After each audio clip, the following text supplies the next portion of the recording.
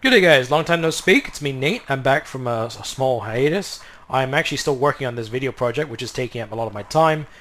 So hopefully I'll be finished with that soon and you guys can all enjoy that when it's done.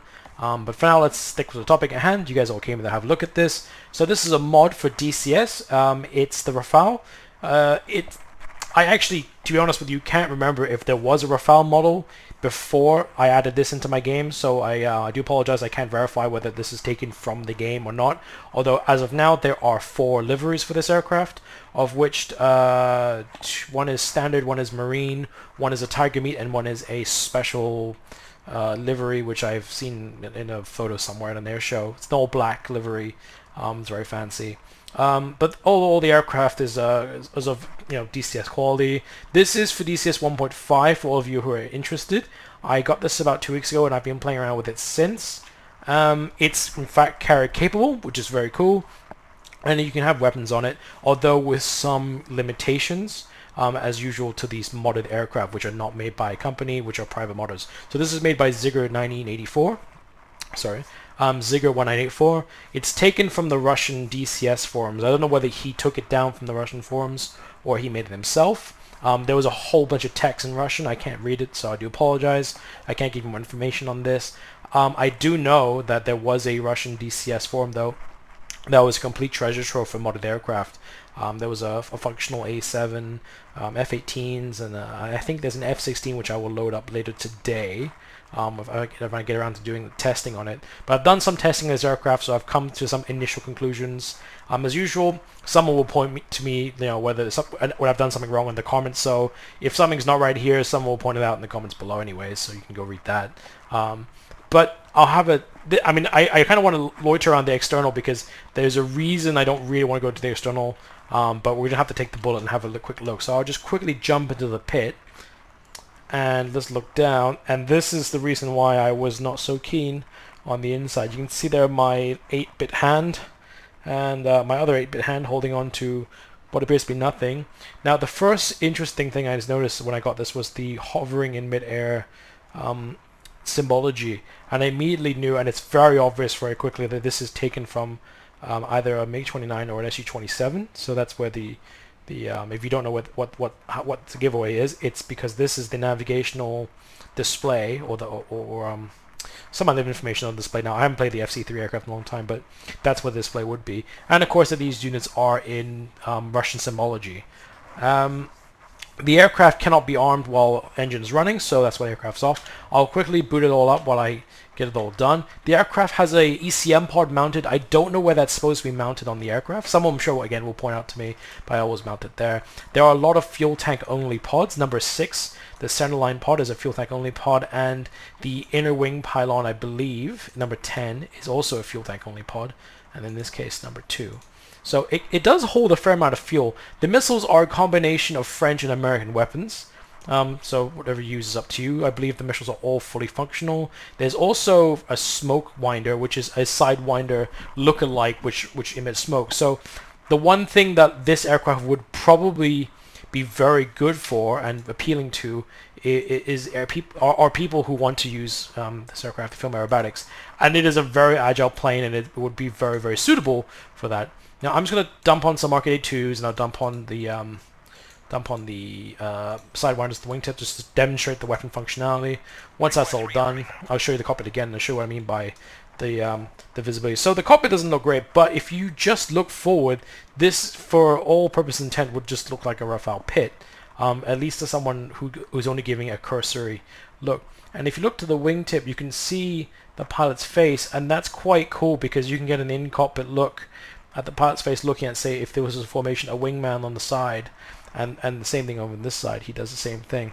So aerobatics would be very cool to do in this, and I might do a video, of us doing aerobatics with smoke winders on the outside doing it. Now let's have a quick look at the payload. So the bombs are all strapped onto non-pylon points. What you can see what I mean here. If you have a quick look at this, it's simply stuck onto the wing. Again, beggars can't be choosers. I don't want to be bashing on someone who made a free mod. That's enjoyable.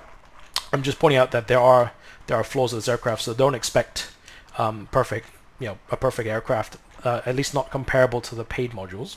but this is very cool. I don't know how that's supposed to work with the bomb on the tail end there. The tail section, there's a bomb attached to. I'm not sure if a real Rafale has it. Again, someone will probably mention in the comments whether the real Rafale can have it. But this only carries dumb bombs, which are the Mark 82s, and which is more than sufficient.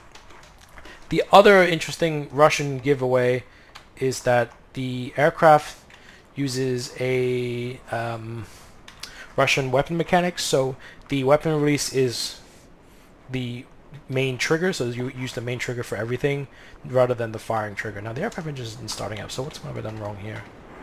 Oh, there we go. Just starting up slowly.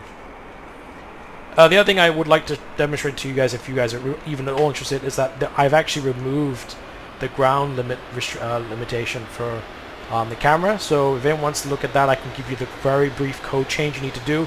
It's merely changing one of the scripts, ground limitation from true to false. I mean, this obviously has a few problems though. Like obviously, if you go below, it gives you the water, but this is otherwise very cool for filming things. Again, this is what I've been doing in my spare time. I've just been filming DCS modules.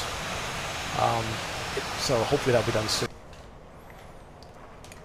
Alright, so the engine's now nicely spooled up. The aircraft will surge forward on command. It's very light, and I presume it's taken from again either one of the two Russian aircraft. So let's just push the engine forward and see what it goes. You can see here it's really quite keen to get off the ground.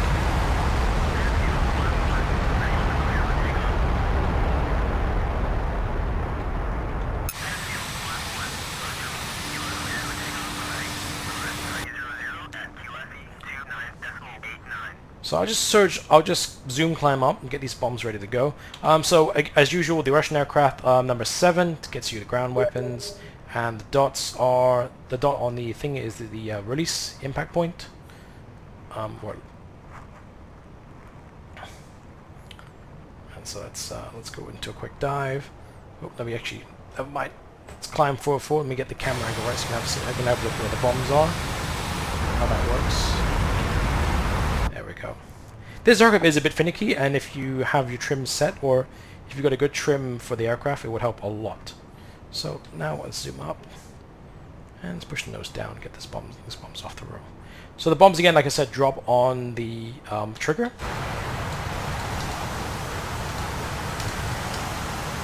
There, they'll work.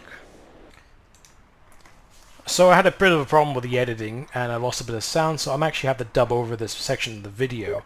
So here we can see I'm actually trying to launch the sidewinders on the wingtips as you saw there, and I'm cycling through the modes as you can see here in the video, and I am pulling the trigger the whole time. I'm pulling the launch key, nothing works. So to actually get the sidewinders to fire, you need to go with the missile override, or the missile launch override, which is Alt W.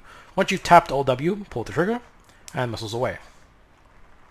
So that works, it's functional. I don't know whether it needs to, if the weapons launch caged or uncaged, i.e. whether it will track anything or just fire off into the middle distance and travel till it runs out of fuel. That's something I need to test when I get around to getting a human player to do it. Although this aircraft looks fantastic, you can see it with it.